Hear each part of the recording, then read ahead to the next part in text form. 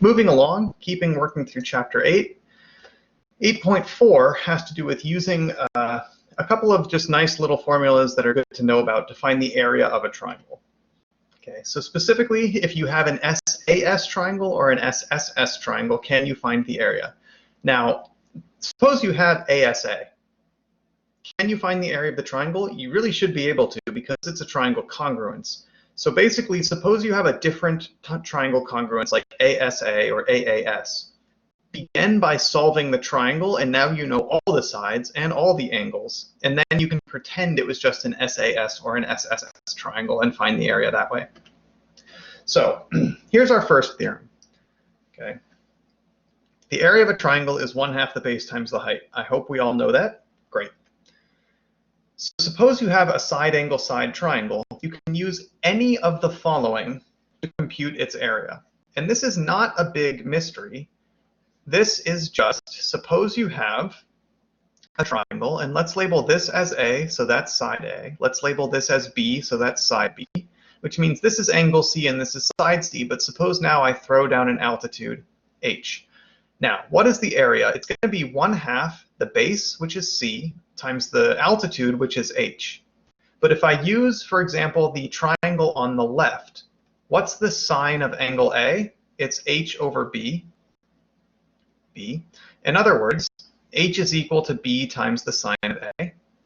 So if I take this formula, I would get the area is 1/2 times C times H, which is B times the sine of A. And that's exactly this version of the formula right there. If I had used the triangle on the right and asked what's the sine of capital B, I'd get H over A. So then I would have H is equal to A times the sine of B. Then I'd say, what's the area? It's 1/2 the base times the height. The base is just C, and the height is now A times the sine of B, and that's exactly this version of the area formula.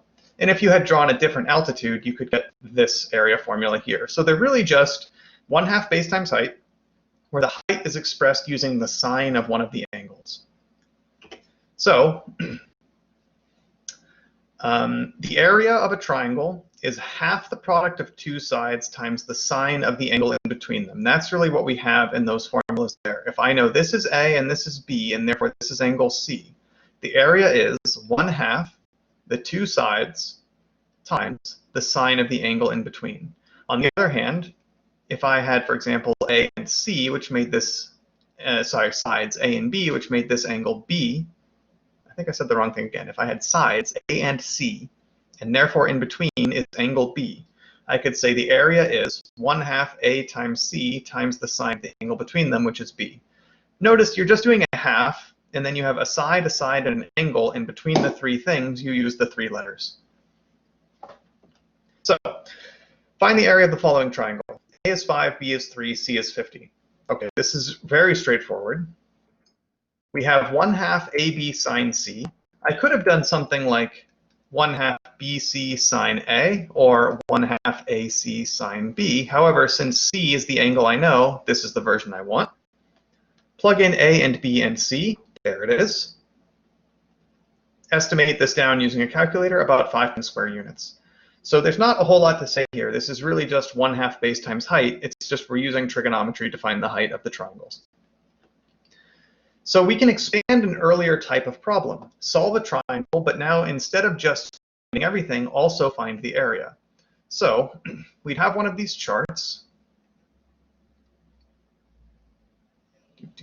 So 1, 2, 3, 4, 5, 6 rows, not bad. So we have angles ABC, we have sides ABC. Since this is supposed to be a side angle side triangle, I'm going to need two sides. Let's call them 12 and 6. And I'm going to need the angle in between them, which will be angle C, and let's call it 60 degrees. Well, great. This is a side angle side. Okay. We can draw a little diagram if it's helpful to us. If I call this 12, then this is the angle A. If I call this 6, this is the angle B. 60 degrees goes in between them, and here's the unknown.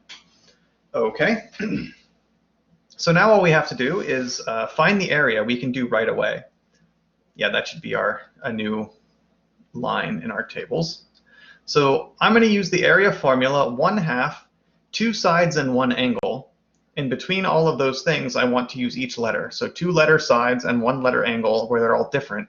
Well, gosh, I want to do the sides 6 and 12 and the angle C.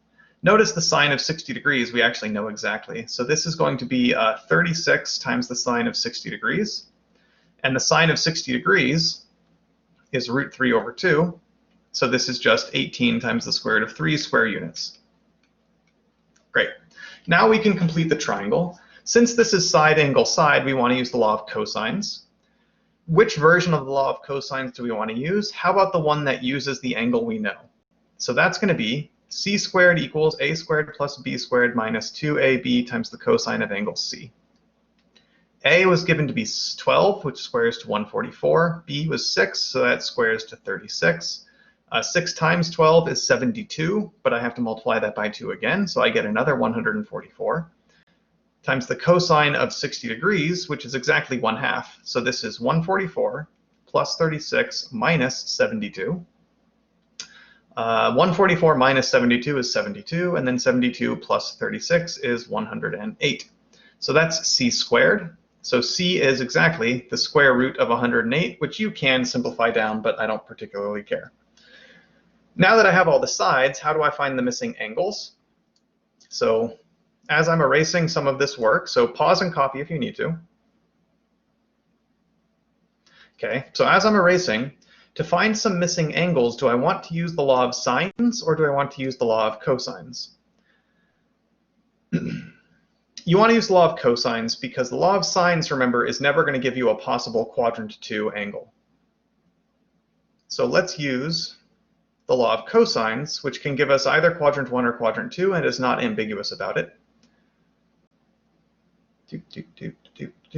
So, oh, by the way, a lot of students would see a 60 degrees and be like, well then, this must be a 30, 60, 90 triangle. No, there are plenty of triangles that have a 60-degree angle and the other two are just different. They don't have to be 30, 60, 90. It could be, you know, 35, 60, and 85. Who knows? Don't just see a 60 and be like, ah, I've seen this before. Anyway, let's find angle A. So I want the version of the law of cosines that has the cosine of angle A in it, which means I want a squared equals b squared plus c squared minus 2bc times the cosine of A. So b squared is 36, c squared is 108, minus 2 times b, that's 12, c is the square root of 108, and here's the cosine of A, and on the left-hand side, a squared is 144. So when I solve this for the cosine of A, we end up with the cosine of A is 36 plus 108 minus 144 over 12 times the square root of 108. So let me just double check everything, because something very interesting is going to happen that I wasn't even planning on. Let's see. A squared is 144. B squared is 36. Yes, so what's 36 plus 108? It's 144. So I actually get a 0 here. So A is the arc cosine of 0, which is exactly pi over 2 or 90 degrees. So this actually is a 30, 60, 90 triangle. Now, that's a pretty big coincidence, but here's why. I accidentally picked these two numbers so that one of them is exactly twice the other. So this really did fit into our 1, 2, 60 degrees, root 3, 30, 60, 90 reference triangle. If I had just picked 6 and maybe 11, this would not be a 30, 60, 90, and everything would have worked out different. Whatever. Okay, so moving on. We have another formula to find the area of a triangle. This one looks quite different. This says the area of a triangle is the square root of s times s minus a times s minus b times s minus c, where s is this other quantity. It's what's called the semi-perimeter. So a plus b plus c is the sum of all the side lengths. So a plus b plus c is the perimeter. So s is 1/2 the perimeter. So it's called the semi-perimeter. That's why it's given the letter s. I'm not going to go through the work of deriving why this formula is true. It's actually pretty complicated. We're just going to take this as a given. K, the area, can be computed as the square root of s times s minus a times s minus b times s minus c. It's worth pointing out, this formula was known back in ancient Greece, where they considered it to be kind of controversial, and it has to do with units. So A plus B plus C is the perimeter. So let's say this is measured in meters. So S is fundamentally a measurement of meters. So what about S minus A? It's also a measurement of meters. S minus B, meters. S minus C, meters. So this quantity that you compute, at the end of the day, this is going to be meters to the fourth, which is not anything that can be measured in our actual physical universe. Okay, we could have cubic meters, that's volume, but what does meters to the fourth mean? And this is where they had a problem, because to the Greeks, everything you computed had to have an intrinsic meaning that represented something real. And meters to the fourth doesn't actually represent anything in the physical universe. Granted, we end up taking a square root of it. And so if I take fourth meters and I raise it to the 1/2 power, I end up with square meters, and sure, that's area. They recognized at the end of the day you had square meters, and that made sense. But the fact that an intermediate step had meters to the fourth, which is physically meaningless to them, was kind of controversial. They didn't deny that it worked, they just weren't quite sure what to make out of it on a philosophical level. But anyway, here's our formula, let's use it. Suppose the sides of a triangle are 5, 6, and 9. Then I can compute the semi-perimeter as 1/2 A plus B plus C. So 5 plus 6 plus 9 works out to be 20. Divide by 2, the semi-perimeter is 10.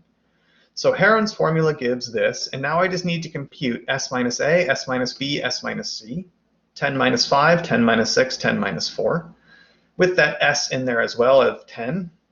And we end up with 10 times 5 times 4 times 1, or the square root of 200, which is 10 root 2 square units. As a formula, you can just go ahead and use it if you know all three sides. So that can show up in a problem like this. Suppose you are trying to solve a triangle and find its area.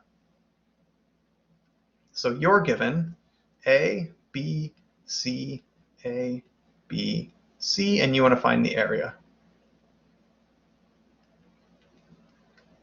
But specifically, suppose you're given three sides. How about 6, 7, and 11? Okay. Can you find the area of this? Sure. So the semi-perimeter is 1/2 6 plus 7 plus 11. 6 plus 7 plus 11 is 24. Divide that by 2 and you get 12. So then the area is, I don't want to use capital A for area because that's usually an angle. That's why the book has been using capital K. I prefer to just actually write out area. The square root of S, S minus A, S minus B, S minus C. This is the square root of 12 times 6 times 5 times 1. 6 times 5 is 30. 30 times 12 is 360. This is 6 times the square root of 10. So there is our area. Okay. Then you also have to find these angles, but you were given side, side, side. So you would use the law of cosines to find the missing angles, which is something that was covered in the previous section. So rather than drag this video on longer and longer, try to find the missing angles and make sure they make sense. Okay, I do actually want to mention something, however. So go ahead and try to solve this. It's good practice. Pause here. Okay, so I want to do a slightly different example. So again, suppose you're given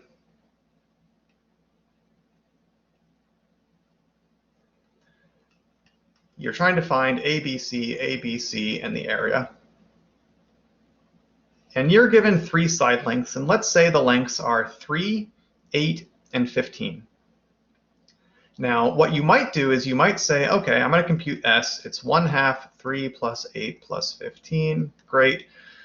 3 plus 8 plus 15 is 26. Divide that by 2 and you get 13. So then I would compute the area to be the square root of S times S minus A times S minus B times S minus C. This is going to be the square root of 13 times 10 times 5 times, this is interesting, isn't it? -2 does not exist. I have a negative under the square root. How on earth could that possibly be the case? So observe that A plus B was smaller than C. 3 plus 8 is less than 15. There's no triangle that solves this. So here's why. Imagine this is your side length of 15. Then I'm going to base a side length 8 here, and I'm going to base a side length of 3 here. I don't know the angles, so I draw something of length 8, but it can sort of swing around because I don't know the angles, and I draw something of length 3, and I draw this around. They're never going to meet. You need the two short sides to be bigger than the third side when you add them together. Otherwise, they're just not going to meet. If you did the law of cosines, okay, this is, by the way, called the triangle inequality. Whoops. So we had 3 sides. They were 3, 8, and 15. So the triangle inequality says 2 sides added together must always be bigger than the third side. So in this triangle, sure, 8 plus 15 is bigger than 3. 3 plus 15 is bigger than 8, but 3 plus 8 is not bigger than 15, so this just isn't a triangle. So let's try to do the law of cosines on this. Okay. So let's just pick one of the angles. It won't really matter. So let's just use a squared equals b squared plus c squared minus 2bc times the cosine of a, and we'll see what happens. So if we solve for cosine of a, we end up with b squared plus c squared minus a squared over 2bc.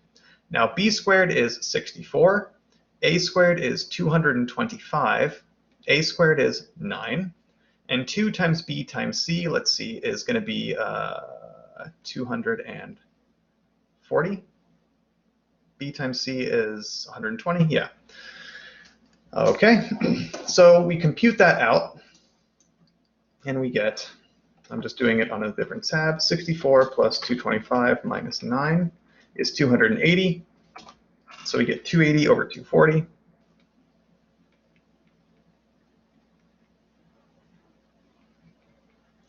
Which is 28 over 24, which simplifies down to 14 over 12, aka 7 over 6. And here we have a problem. The cosine of a cannot be bigger than 1. Okay? So if you have violated the triangle inequality, you can spot that in 2 different ways. Heron's formula will give you a negative area, and that can't be true. And the law of cosines will spot a violation in asking for the cosine of an angle to be too big. So if you're given 3 side lengths, and 2 of them are small and 1 of them is bigger than those 2 added together, it just can't be a triangle. The quick way to spot it is to say it violates the triangle inequality, but even if you don't do it that way, you'll spot it when you try to do the law of cosines. So that's it for this section. Just a couple of quick formulas to find areas of triangles. If you have 2 sides and an angle, you can, if you had side angle side more specifically, you can just use that sine formula from before. It's just 1/2 base times height, and you're using a sine to find the height. If you have side, side, side, what you could do is complete the triangle and find some angles and then use that other formula. Or Heron's formula is this rather remarkable, nifty little thing that goes directly from the side lengths to the total area.